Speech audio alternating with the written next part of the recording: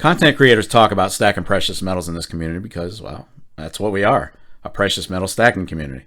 A lot of channels, this one included, preach on the benefits of stacking, the importance and the relevance of holding precious metals, and we like to show off some stuff and have a good time. But having met myriad types of stackers since I started this channel, I've come to this conclusion: not everyone who stacks should be stacking. And be sure to stay to the end of the video. That's where I'll give you the reason why it's imperative that stacking channels on YouTube cut down on the pumping, fear-mongering, and hype, because it causes more damage than you think. Now, we're going to cover all that and more, so make sure you stay tuned.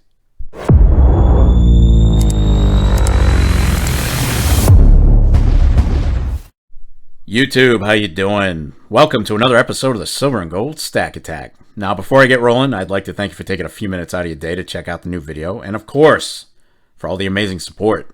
You guys have done so much for this channel, and it is humbly appreciated. Now, I've said it before, and I'm going to keep saying it. Best damn community on YouTube, without a doubt. You guys have helped grow this channel well beyond what I ever thought it would. Now, today, we're going to talk about stackers who probably shouldn't be stacking. Now, this is not a negative shot at people who are on lower budgets, because in the end, I believe you've taken an important step in your financial goals, whether you stack an ounce or 100 plus. That's not what this video is about. Just hear me out, and you'll see where I'm going with this. Well, we're waiting. All right, so most of the stacking channels here on YouTube give us an abundance of sourced information and opinions. This can be both good and bad, but that's not today's point. My goal for this channel has always been to just be informative and put out videos that people can relate to. Maybe learn some history or cool stuff about silver and gold. Give an opinion or 12. Admittedly, it's not for everyone, but the growth of the channel has been really cool to watch. I don't sell anything here, and I never will. But all that aside, this channel has allowed me to interact with a lot of folks that I normally wouldn't have.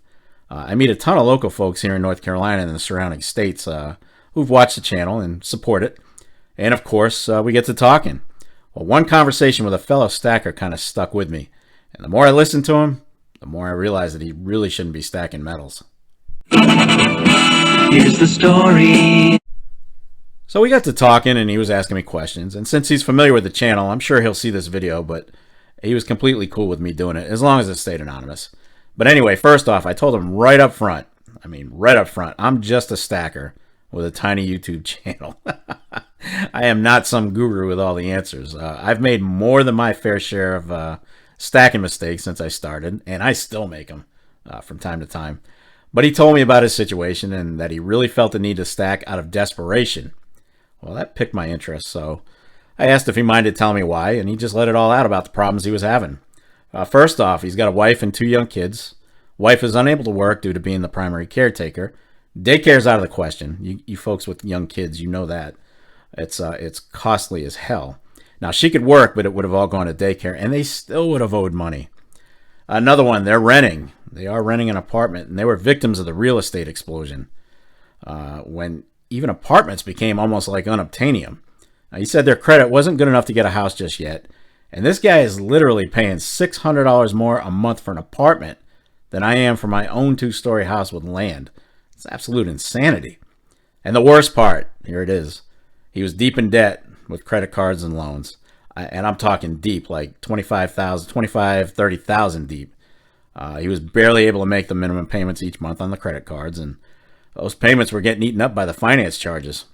So he had zero traction in reducing his debt, and there was pretty much, at that pace, very little hope that he'd ever make any headway on it. And at his present rate of repayment, this poor guy might be paying well off in retirement. Now, knowing this, and after watching some YouTube videos, he started stacking silver. Now, after hearing him say how much silver he was stacking in a week, which was around 10 ounces, I was like, oh, okay. I think that response kind of threw him off. He asked if he was doing it wrong, and the conversation just kind of changed from there. We talked about a bunch of things, and I finally asked him if he was okay with me being completely upfront with him. He said absolutely. So this is what I told him from the outside looking in, and the reason some folks need to focus on other things in life, not stacking. And again, I told him that his business was his business, right? But these are my thoughts on this particular situation. So first off, I figured in my head what he was spending per month. Figure conservatively, generic 10-ounce bar right now is going for, say, $265 on average. Lower, higher during dips and peaks, of course, but let's just use that number as an example. So multiply that times 4 weeks a month, and he's spending $1,000. He's spending over $1,000 a month in silver. I mean, over the course of a year, he's going to sink close to $13,000 on silver when it's all said and done, right? If we do the math. And let's remember that he was making the minimum payments each month on his soul-crushing debt. And a lot of that was because he was throwing all of what little disposable income he had into silver. He wasn't paying his debt down. He was paying the interest per month without ever putting a dent into the balances.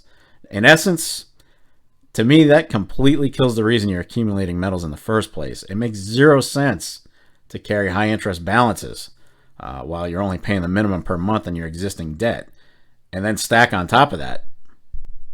Now, after all this sank in, I asked him one simple question. If you're looking at $30,000 in debt, okay, we know you're up to $30,000. Would it not make more sense to skip metals altogether and use that $13,000 per year towards your balances? I mean, over the course of maybe 3 years, maybe a little more, he could probably pay everything off with that money, or at least a big chunk of it. And that would give him a great head start for him and his family, being out of debt, at least for that aspect. His response? He wanted to get in on silver while spot price was low, and it has been. It's been a great dip since summer. And he'd been watching a bunch of YouTube channels that were basically pumping silver. You know which ones they are. I asked if he'd reconsider, and he basically said he was locked in on getting ahead of the game for when the dollar crashed, SHTF, and anarchy took over the planet. Take your stinking paws off me, you damn dirty ape! And he was convinced that through all the turmoil, metals would become the means of barter once again. Hell, maybe they could, maybe they won't. We won't know until we get there. But to myself, I was like, oh wow, I know exactly what channels he's been watching. But anyway, he was pretty hell-bent on his choices, so I closed out the conversation by telling him, I said, look, you have more time than you think. The dollar isn't going to disappear overnight, and it's a very controversial thought process within the community regarding what role metals would play in the event of an SHTF. Now, let's face it, we're all pretty divided on how that would all play out. You got one half saying metals would benefit them instantly, while others, me included, say they won't do you any good in the immediate aftermath. People are going to want food, water, ammo. Just because we prep doesn't mean they have. We now go to Peter Griffin for You Know What Really Grinds My Gears. Thanks, Tom. You know what really grinds my gears? And that kind of leads me up to my last topic, and that's the Pumper and FOMO channels. Now, if you've been surfing around the tube, you've likely seen where some channels are calling out the precious metals pumpers lately. We got a little drama going on. Look, they've had enough. Now, I'm not mentioning the names of the pumpers. I'm not. If you've been out here, if you've been on YouTube for a decent length of time, you already know who they are. There's no point in getting drawn into an online drama. But here's how I see it. These types of channels are dangerous for a bunch of reasons. But the biggest reason is this. Look, we have new stackers joining our community every day. Every day. And just like we were when we first started off, these folks are looking for advice and a little guidance. I mean, come on.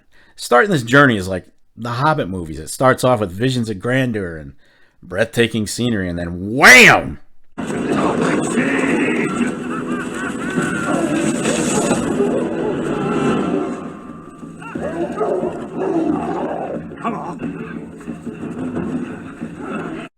Yeah, all of a sudden orcs, wizards, and Smog the Dragon are just messing up your day. Now, when these channels pump silver and whatever the hell else they're selling, then they've stopped being helpful as stackers.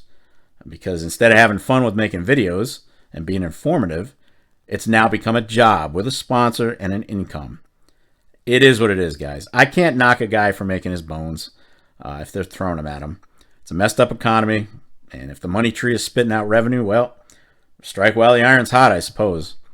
I mean, personally, I've chosen not to sponsor anything, and basically, I won't do mining stocks. You guys know I won't do the mining stocks. I don't care how much it pays. I'm not doing it.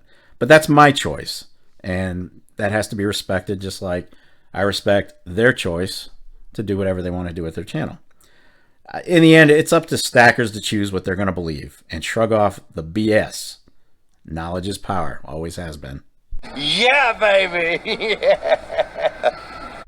All right. There you have it, guys. I did wish this guy well, but the basic advice I gave him was most likely going to go unheeded. And that was really the gist of this video. Are we being responsible by stacking metals? I believe we are. We're putting away something with intrinsic value that probably won't make us a ton of money when we sell, but it's worth something in the end. But are we responsibly stacking? All right. It's one thing being responsible stacking metals, making the choice, but are we doing it responsibly? That's the key question. And I'm sure this guy wasn't the only one putting metals before his responsibilities. Anyway, we could talk about that all day. Be sure to leave a comment down below and let me know your thoughts and what you think about all this. What are your priorities when it comes to stacking metals? Are you debt free? Is your debt under control? Or are you saying, damn it, I'm stacking, I don't care? Let me know. Yeah, I have a blast going through the comments, and I do try to respond to each one. But that's going to wrap it up for this episode of the Silver and Gold Stack Attack. And if you made it this far, well, kudos to you. I'll catch up with you in the next video, but in the meantime, hell, you know what's up. What do you want to do with your life?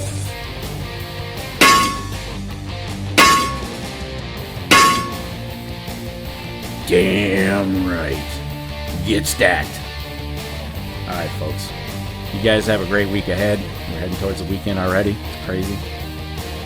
Leaves are changing. Fall's in the air. You gotta love it. Halloween's right around the corner. Stay safe. Be well.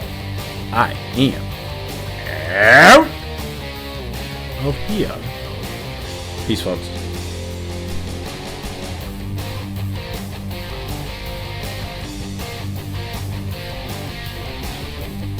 You're still here? It's over. Go home.